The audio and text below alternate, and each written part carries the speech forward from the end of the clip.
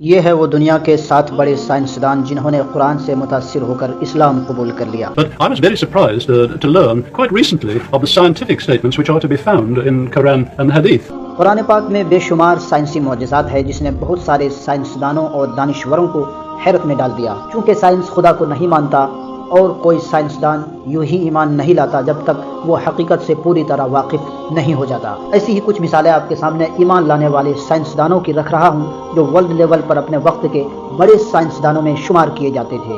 جب قرآن پاک کے سائنسی معجزات ان کے سامنے آیا تو بڑی حیرانی سے کہنے پر مجبور ہو گئے کہ آج ہم جس پر ریسرچ کر رہے ہیں وہ تو قرآن پاک میں صدیوں پہلے بتا دیا گیا ہے، جبکہ اس وقت سائنس کا وجود اور نام و نشان بھی نہیں تھا. یہ ہے وہ دنیا کے 7 بڑے سائنسدان جنہوں نے قرآن سے متاثر ہو کر اسلام قبول کر لیا. ان سائنسدانوں نے کئی سالوں تک ناسا اور اسپیس ایکس جیسے بڑے اداروں میں خدمات انجام دیے. پرانی سائنسی نقطۂ نظر کو سامنے لانے والے ان سبھی سائنسدانوں کا بڑا حصہ اور بڑا کردار رہا ہے. اسلام قبول کرنے والے 7 سائنسدانوں کی لسٹ میں پہلا نام ولیم کیتھ مور کا آتا ہے. کینیڈا میں پیدا ہوئے کیتھ مور کو آج بھی ایمبریولوجی کا سب سے بڑا سائنسدان مانا جاتا ہے. کیتھ مور سالوں تک ٹورنٹو یونیورسٹی میں ایناٹومی اور بایولوجی کے پروفیسر رہے. کیتھ مور پوری زندگی انسان کے پیدا ہونے اور ماں کے پیٹ میں اس کے بننے کے عمل کی تحقیق میں لگے رہے.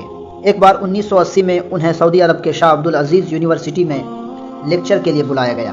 کانفرنس کے دوران جب ان کے سامنے انسان کے بننے اور پیدا ہونے کے تعلق سے آیتیں پڑھی گئی تو وہ حیران و پریشان رہ گئے. انہیں یقین نہیں ہو رہا تھا کہ انسانوں کے پیدا ہونے کے جس طریقے کو سائنسدان آج تلاش کر پائے ہیں اسے قرآن نے صدیوں پہلے بیان کر چکا تھا. سعودی سے واپس آنے کے بعد کیتھ مور نے کئی سالوں تک قرآن کا مطالعہ کیا، ان پر ریسرچ کی، پھر اسلام قبول کر لیا.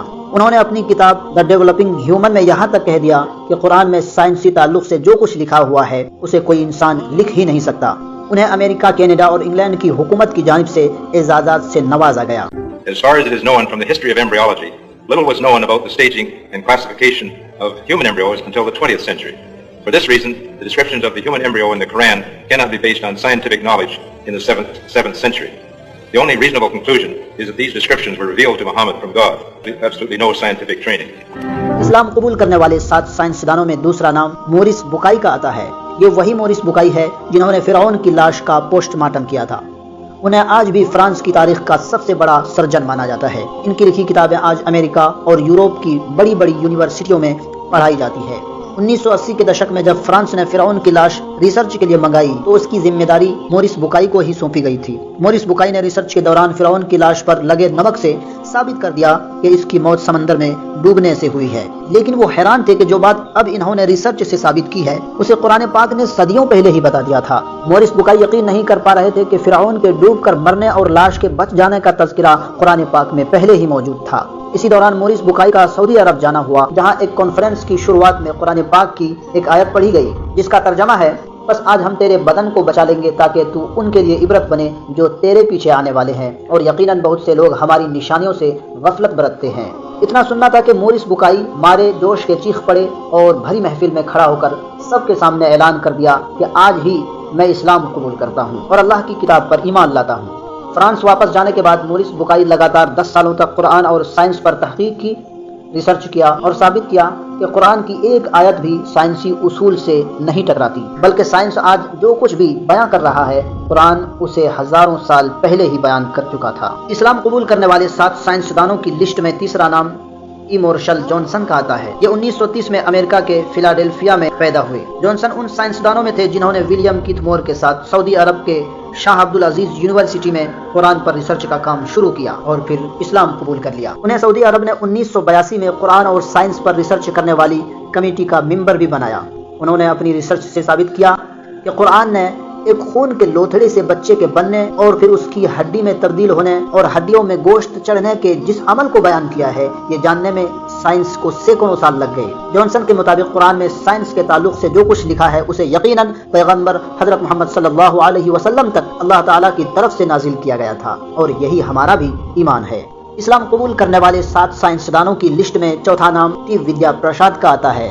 اس کی پیدائش 1940 میں ہوئی۔ انہوں نے کئی سالوں تک یونیورسٹی آف لندن اور یونیورسٹی آف ویسٹ انڈیز میں اناٹمی سائنسدان کے طور پر خدمات انجام دیے۔ اس کی پیدائش ایک ہندو فیملی میں ہوئی تھی۔ انہوں نے قرآن سے متاثر ہو کر اسلام قبول کر لیا۔ ٹی ودیا پرساد ولیم کیتھ مور کے ساتھیوں میں سے تھے۔ ان کی بھی سائنسی تحقیق اور ریسرچ میں بڑا حصہ اور بڑا کردار رہا۔ انہوں نے قرآن اور ایمبریولوجی پر 25 سے زائد کتابیں لکھی۔ انہوں نے مصر کے قاہرہ میں ہونے والی international conference of scientific sign of the Quran and Sunnah میں حصہ لیا اور بتایا کہ قرآن میں بچے کے اندر روح پڑنے اور جان آنے کے بارے میں جو کچھ بھی بتایا گیا ہے وہ بالکل صحیح ہے۔ انہوں نے قرآن کی سورہ مومنون کی آیت نمبر 14 کو پڑھتے ہوئے کہا کہ یہ وہ سچ ہے جسے سائنس بھی جھٹلا نہیں سکتا۔ اسی لیے میں آج ہی اسلام قبول کرنے کا اعلان کرتا ہوں۔ اسلام قبول کرنے والے 7 سائنسدانوں کی لسٹ میں 5واں نام آرتھر ایلیسن کا آتا ہے۔ انہوں نے ہی لندن کے پہلے international conference of electrical machine کی شروعات کی تھی۔ ایلیسن کو آج بھی انگلینڈ کی تاریخ کا سب سے بڑا اور بہترین انجینئر اور سائنٹسٹ مانا جاتا ہے۔ 1985 کے دوران قاہرہ میں میڈیکل امیٹیبلٹی آف دی قرآن کے مضمون پر جب پہلی انٹرنیشنل کانفرنس کیا گیا تو اس میں مغربی ملکوں کے بڑے بڑے سائنسدانوں نے شرکت کی اور انہی میں سے ایک نام ڈاکٹر آرتھر ایلیسن کا تھا۔ ایلیسن نے قرآن کی سورہ زمر کی آیت نمبر 42 پر اپنا ریسرچ پیپر پیش کیا اور بتایا کہ نیند کے دوران کانشیسنیس کی جس تھیوری پر سائنس آج پہنچا ہے، قرآن نے اسے صدیوں پہلے ایک ہی لائن میں بیان کر دیا تھا۔ کانفرنس کے ختم ہونے سے پہلے آرتھر ایلیسن اسٹیج پر گئے، مائک ہاتھ میں لیا اور اپنے مسلمان ہونے کا اعلان کر دیا۔ لا ilaha illa Allah wa ashhadu anna Muhammadan Rasul Allah. But I was very surprised to learn quite recently of the scientific statements which are to be found in Quran and Hadith. اسلام قبول کرنے کے بعد انہوں نے اپنا نام عبداللہ Allison رکھا اور پوری عمر قرآن اور سائنس پر ریسرچ کرتے رہے۔ اسلام قبول کرنے والے 7 سائنسدانوں کی لسٹ میں چھٹا نام یوشی ہائیڈ کوزائی جاپان کا آتا ہے۔ وہ ایک وقت میں مائیکل لیڈوف کے ساتھ کوزائی میکینزم کی دریافت کے لیے مشہور ہیں۔ انہیں جاپان اکیڈمی کی جانب سے تقریباً 1988 میں ایوارڈ سے نوازا گیا۔ وہ بین الاقوامی فلکیاتی یونین کے پہلے جاپانی صدر تھے، ساتھ ہی ساتھ ڈائریکٹر ٹوکیو جاپان کی قومی فلکیاتی رصدگاہ گریجویٹ یونیورسٹی فار ایڈوانس میں پروفیسر اور ایمیریٹس تھے۔ I'm very much impressed by finding true astronomical facts in Quran, reading Quran and by answering to your questions. I think I can find my future way for investigation of the universe.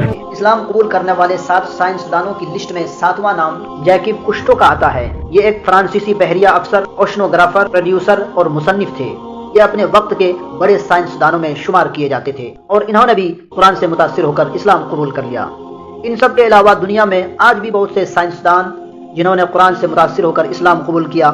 یہ معجزہ سے کم تو نہیں ہے کہ science آج جو ثابت کر رہا ہے قرآن اسے صدیوں پہلے ہی بیان کر چکا تھا۔ دنیا کے بڑے بڑے سائنسدان بھی قرآن کے سائنسی معجزات کو جھٹلا نہیں سکتا۔ اگر مسلمان ہونے پر آپ کو فخر محسوس ہوا ہو تو ویڈیو لائک اور شیئر ضرور کریں۔